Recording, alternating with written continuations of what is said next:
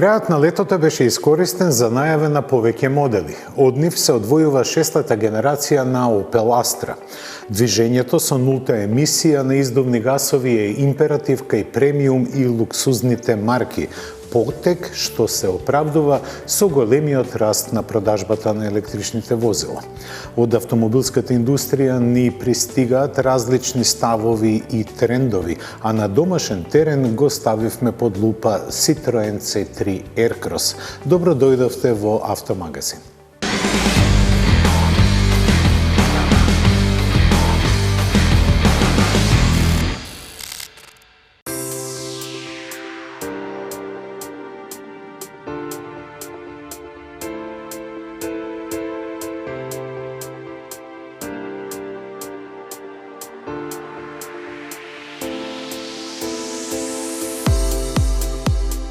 Со смирена доза на помпа, Opel ја представи новата Astra. Иако нема многу врска со неа, новиот шеф во Руселскајм беше почестен да ја представи шестата генерација на просперитетниот компакт. Уве Хохгешурц официјално стапи на своето ново работно место, каде го пречека амбасадорот на марката и тренерот на Ливерпул Јурген Клоп. Новата Astra е дизајнирана и развиена во седиштето на Opel, а исто така и таму ќе се произведува. Популарниот компакт од Руселскајм е развиен од нула, поставен е на нова платформа и ќе нуди електрифицирани верзии. Покрај бензинските и дизел моторите, моделот со 5 врати ќе биде достапен и како приклучен хибрид. Опсегот на моќност се протега од 110 до 225 конски сили. Повеќе од јасно е дека ја дели хибридната технологија со својот француски брат Peugeot 308. За неа е задолжена комбинацијата на 1,6 литрен турбобензинец и електромотор која црпи енергијата од литиум-ионската батерија од 12,4 киловат-часови. Кога е полна, таа овозможува електропогон доволен да се поминат 57 километри со нулта емисија. Ако батеријата е исцрпена, целосното полнење трае добри 3,5 часа. За следната година најавена е уште една приклучна и една потполно електрична верзија Astra E. Дизајнот се базира на новата линија каде доминира предниот дел наречен визор. Дигиталниот кокпит е дел од дизајнерскиот смер со кого системот Pure Panel беспрекорно обединува два дисплеи со широк екран по целосно застаклената, хоризонтално растегната површина. Контролните копчиња се ревидирани и сведени на минимум. Управувачот доби нов изглед. Новата Astra ќе започне да се комерцијализира од следниот месец во Германија, а на македонскиот пазар би требало да се промовира во почетокот на идната година.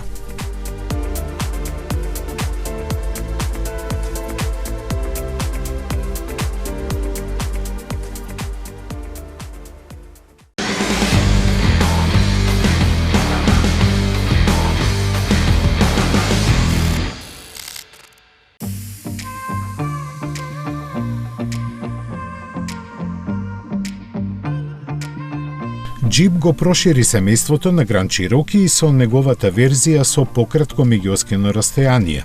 Номинално ова е петата генерација на луксузниот теренец која формално беше представена во јануари со верзијата со 7 седишта со ознака L. Од неа се разликува по помалата должина за 29 см, додека дизајнот е непроменет. Во однос на досегашниот модел, новиот Grand Cherokee сепак има поголем внатрешен простор и попростран багажник, детерминирани со поголемите габарити. Како што доликува на еден современ модел, интериерот е исполнет со мноштво нови технологии. Така, покрај дигиталната инструмент табла и централниот дисплеј, дури и со возачот може да има свој екран. На патниците назад на располагање има посебен инфозабавен систем на кој може да гледаат видеа преку интернет. Стандардната безбедносна електроника е во согласност со класата на која припаѓа и вклучувајќи и такви нешта како што е камерата за ноќно возење. Како и секогаш, најсилната страна на Grand Cherokee се погонските склопови. Основната варијанта е опремена со 3,6 литарски V6 со 293 конски сили и може да повлече приколка со солидни 2,8 тони. Оние кои сакаат повеќе ќе се одлучат за 5,7 литарскиот V8 со 357 коњи, а еколошки ориентираните за плагин хибридната изведба која ќе пристигне малку подоцна.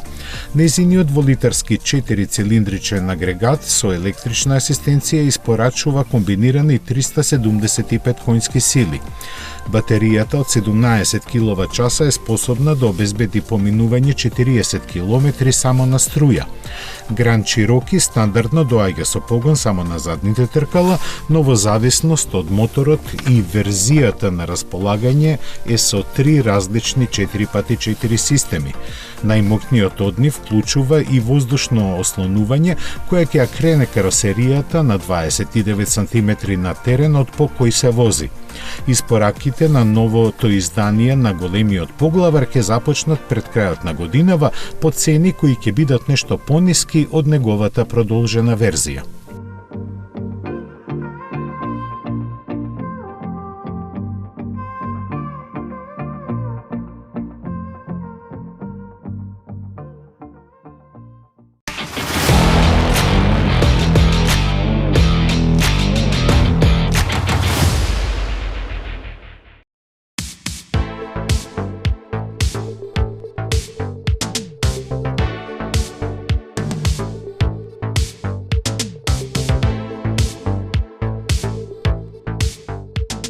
Новиот директор на Алфа Ромео, Жан-Филип Импарато, ќе има потешка работа отколку што се мислеше. Иако тој со своите изјави и настапи покажува доволно енергичност да се справи со предизвиците, бројките сепак кажуваат дека ќе му треба повеќе медитеранска темпераментност и инаетливост.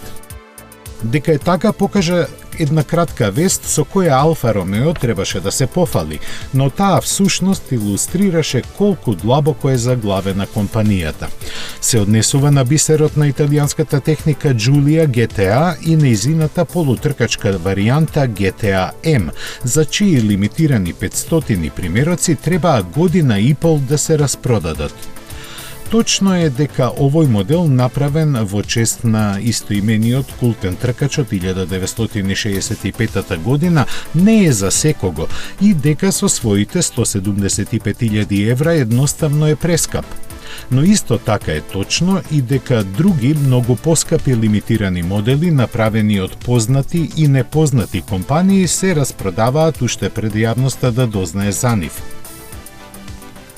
Во тој контекст дека на Алфа Ромео сепак им треба 18 месеци за заокружување на проектот Giulia GTA делува фрустрирачки, а возилото тоа со ништо не го заслужува. Направено е со врвен акцент на перформансите кои ги обезбедува 2,9 литарскиот твин турбо V6 мотор со цели 540 коњски сили. Со нив ја фаќа стотката за 3,6 секунди, а со новата конфигурација на ослонувањето развиена со тркачка помош се снаоѓа низ виоците како и ултимативен супер автомобил. Тоа добро го сватија купувачите од Кина, Јапонија и Австралија, каде, според Алфа Ромео, отидоа многу примероци од Giulia GTA. Од причини кои докрај не се објаснети, овој модел не беше достапен во Северна Америка.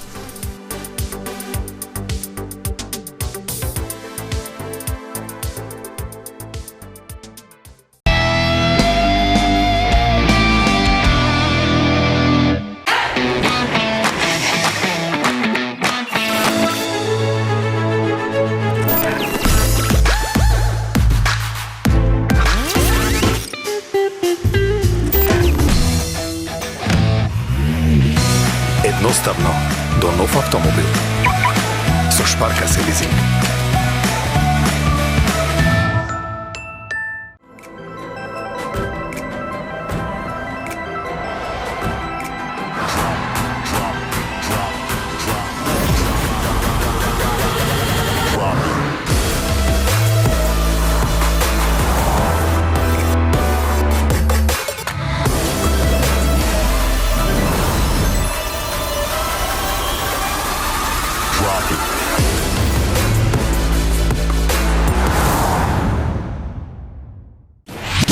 Метрополис, број 1 радиомрежа.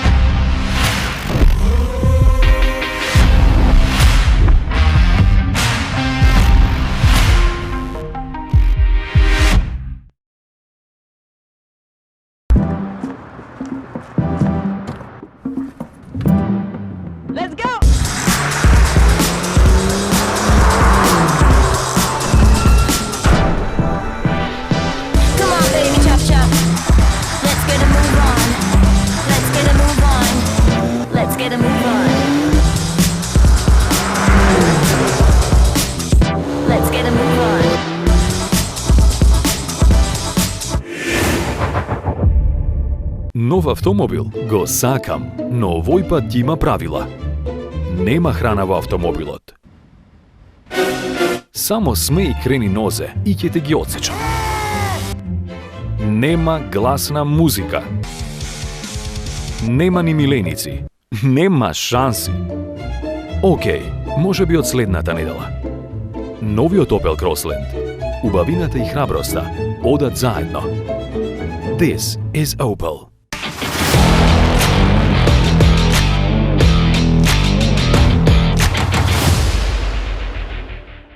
Автомобилската индустрија се соочува со нови предизвици.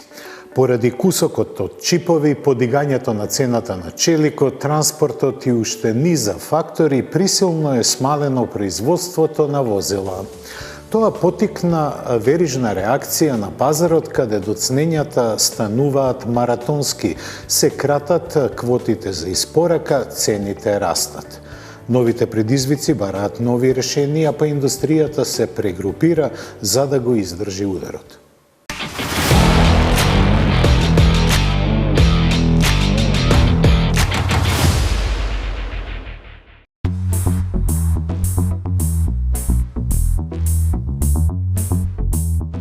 Акидо Тојода, како председател на Јапонската асоциација на производители на возила, повторно ги критикуваше трендовите кои според него се исфорсирани. Директорот на Тојота во своето обраќање рече дека би било мудро стратегијата за намалување на емисиите, која ќе води кон климатски неутралности, да биде пофлексибилна и понежно дозирана. Искусниот менеджер го објасни својот став со загриженоста за јапонската економија, која би се соочила со потенцијална катастрофа доколку возилата со мотори со внатрешно согорување пред време бидат прогласени за мртви. Затоа предлага тој место кон засилено прифаќање на електричните возила, индустријата да се посвети повеќе кон хибридните. Според анализите на пазарот со кои Toyota располага, целосната забрана за продажба на возила со класични мотори би довела до губење на 5,5 милиони работни места и драстично помало производство на возила. Причината е што јапонската автомобилска индустрија е извозно ориентирана и сосема логичен деловен чекор за фабриките за возилата со мотори со внатрешно согорување да се преселат таму каде тие ќе може да се продаваат.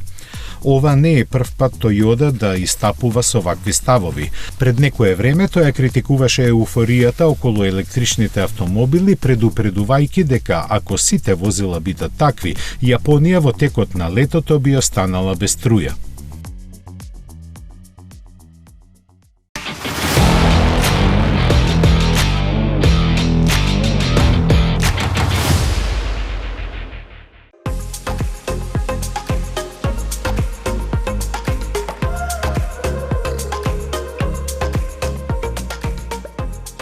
Успехот на Mustang Mach-E и неможноста да испорача толку возила колку што има купувачи за него го натера Ford да повлече храбри чекори со кои ќе ја забрза електрификацијата.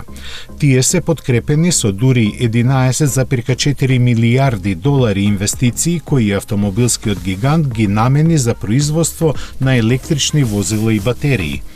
Поделени на два проекта, околу половината од средствата ќе бидат наменети за новата фабрика во Тенеси, која ќе започне да работи во 2025 година.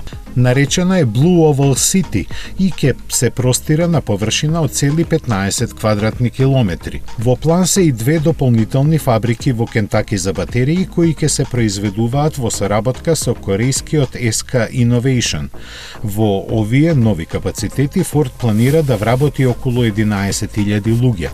Целта на марката е до 2030 година околу половината од неговата продажба во Соединетите Американски држави да бидат возила со нулта емисии.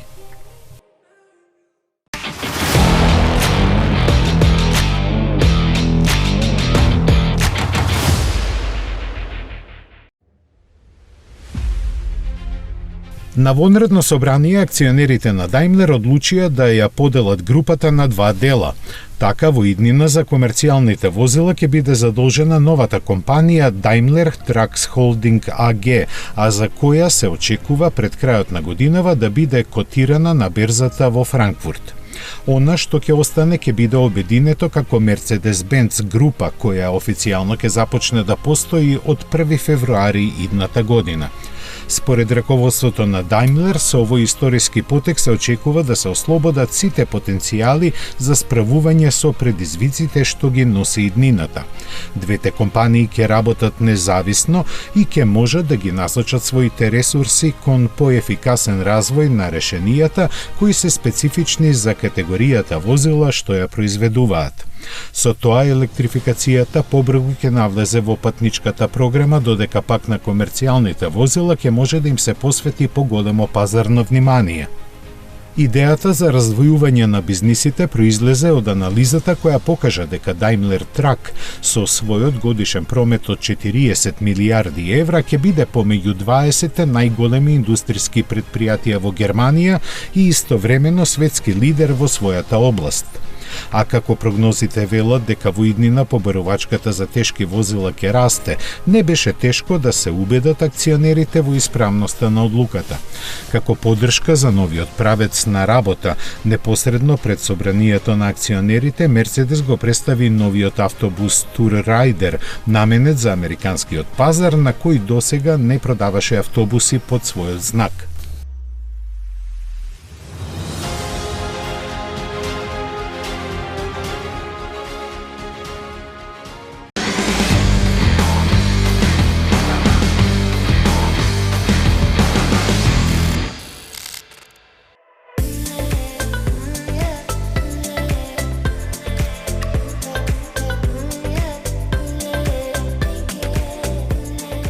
Додека ние во Европа го чекаме малиот ХРВ, љубителите на Honda во Америка се насладуваат на поголемиот паспорт. Освежен за идната моделска година, тој доаѓа со поагресивно лице, повеќе технологии и нов протеренски пакет наречен Trail Sport. Токму од него се очекува најмногу да го привлекува вниманието на купувачите кои овој теренец неоправдано малку ги освојува. Грубиот изглед со темна маска, ентериерот со кожени седишта и новите конективни можности ќе треба да влијаат на промената на нивниот став. За тоа пак на вистина да се случи ќе се погрешат новите електронски асистенти и механичките унапредувања со кои паспорт Trail Sport доби поголем клиренс, заштити под возилото и погонот на сите 4 тркала со пократки преносни односи во 9-степениот автоматски менувач. Моторот е 3,5 литарски со 6 цилиндри и 280 коњи, а цената поставена на сосема прифатливи $33,000 за основниот модел. Подемот на возилата со нулта емисија бележи историски раст. За прв пат бројот на овие возила го надмина оној на произведените со дизел мотор. На оваа статистика и допринесуваат во голема мерка премиум и луксузните марки кои размислуваат исклучиво на струја. Тоа го потврди и Rolls-Royce, кој се подготвува во 2023 година да го лансира Spectre на независно развиен електричен погон. Пред да отидеме во природа со C3 Aircross со мотор на внатрешно согорување, следува блокот посветен на електричните возила.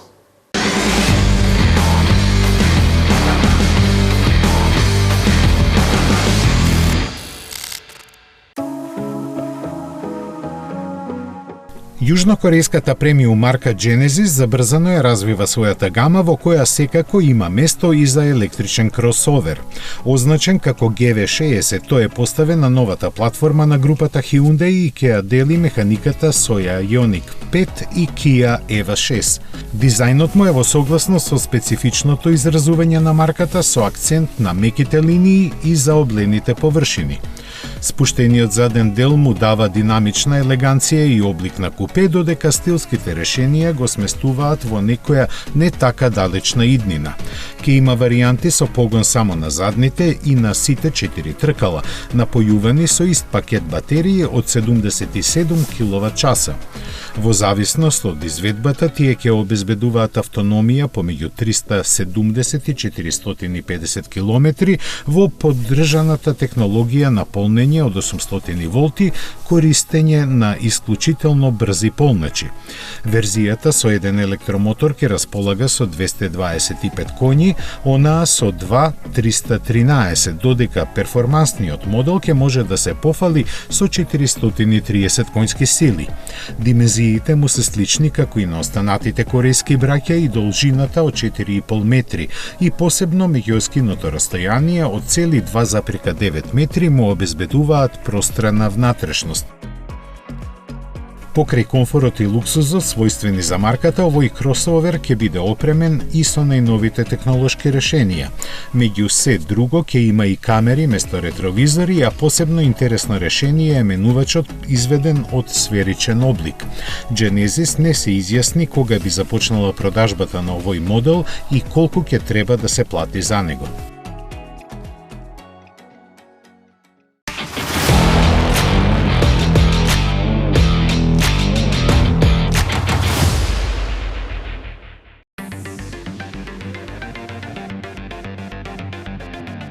Со навраќање кон почетоците на своето славно минато, Rolls-Royce ги најави перспективите за иднината.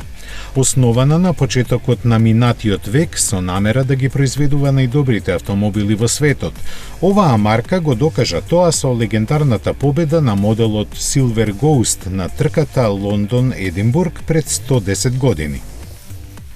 Овој настан беше значаен момент во историјата на британскиот производител, исто како што е случај и сега, кога она за што се шушка веќе со месеци конечно доби официјална потврда.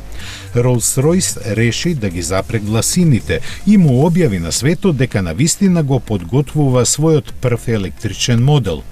Но спротивно на се што се зборуваше зад кулисите, овој историски исчекор за компанијата не е направен на техниката од BMW, туку е искористена постоечката алуминиумска платформа.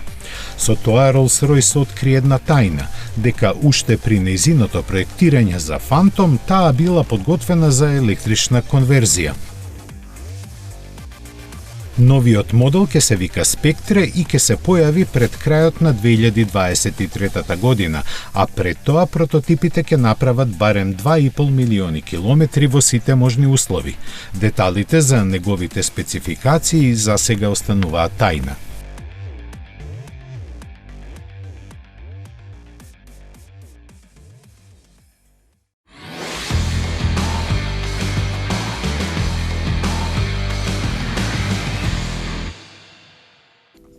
Од 2017-та, кога стапи на сцена Citroen C3 Aircross, па до денеска продадени се повеќе од 340.000 примероци.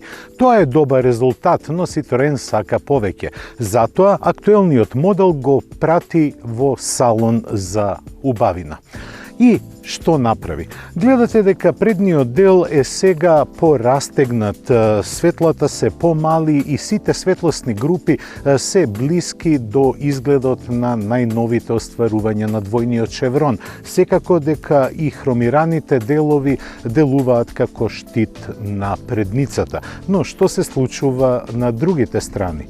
Поради подигнатата контура, која е подигната од земјата околу 20 на сантиметри, големите 16-инчни тркала и се разбира покривните носачи, C3 Aircross од страна делува кросоверски, додека на задниот дел доминираат повторно рестилизираните светлосни групи, но и големиот багажен простор кој има капацитет од 400 литри и може да се зголеми со спуштање на наслонот, односно преклопување на задната клупа, која пак треба да прими 3 патници. Дали таа може тоа да го направи?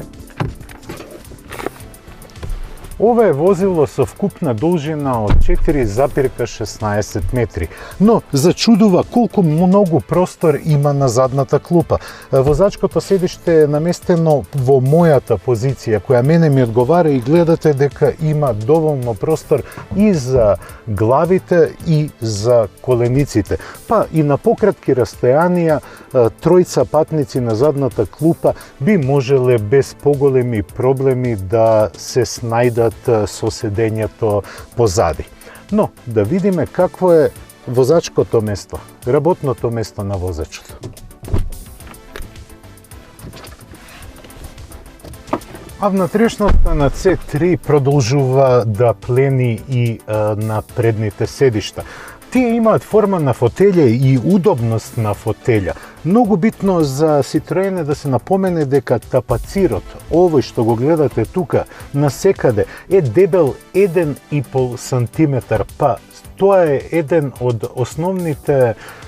основните причини што имате и чувство дека седите во фотелја. Кога ќе погледнете напред, добивате амбивалентни чувства. Пред се во око доаѓа грубата пластика, која има звук на ефтиност. Тоа не сме навикнале да го гледаме во Citroen. Амбиентот е чуден што се однесува до инструментите. Имаме измешаност помеѓу аналогни инструменти кои се за возачот и LCD дисплеј кој не е во боја, но си ја врши работата. А самото стартување на моторот кажува дека испод хаубата имаме трицилиндарски мотор. Оваа возило не е многу тешко, но дали 1,2 литрениот мотор има капацитет да пружи нешто повеќе од економично возење, ќе видиме во следните минути.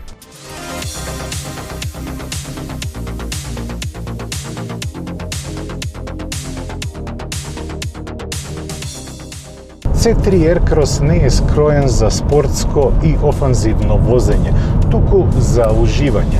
Недалеку од тоа дека ќе имате проблем на пат со свиоци, но ќе требате да ги смирите своите страстви. Сепак да го ставите уживањето во изминување секој километар зад управувачот на C3 Aircross пред вашите тркачки амбиции.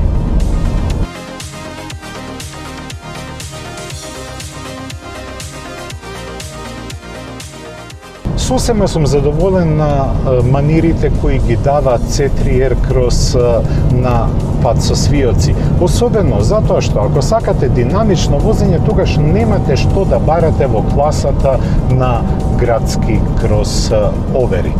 На прав пат неколку пати го споменувам тоа, C3 е на висина на својата задача. Многу лесно моторот и менувачот го одржуваат темпото на движење.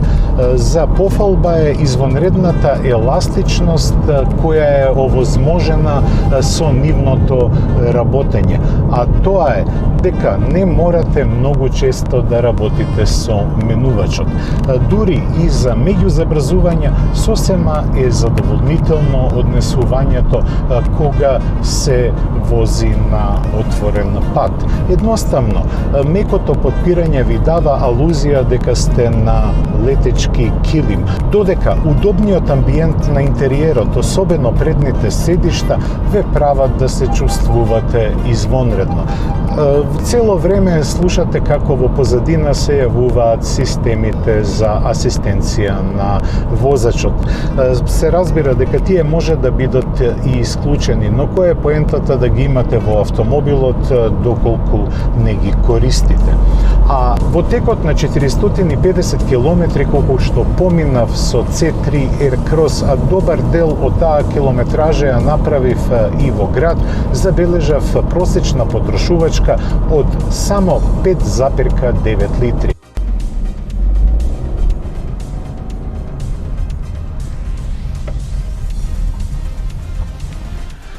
C3 Aircross е интересен автомобил.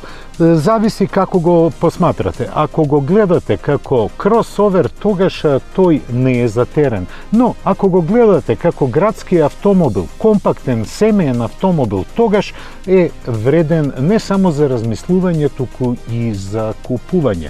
Неговите 4,16 метри должина овозможуваат доволно простор во внатрешноста. Опременоста е на добро ниво, а она што мене ме воодушеви, тоа е неговата економичност. Ке повторам, успеавме за 450 километри возење да поминеме, односно да забележиме потрошувачка од 5,9 литри во просек. Со цена од 18.990 евра, Citroen C3 Aircross е опција на која може да се смета, особено за сите оние кои им требаат компактни димензии, многу простор, модуларност на внатрешноста и метросексуалниот изглед. Тоа беше се што подготвивме за ова издание на Автомагазин. Се гледаме за 7 дена. До гледање!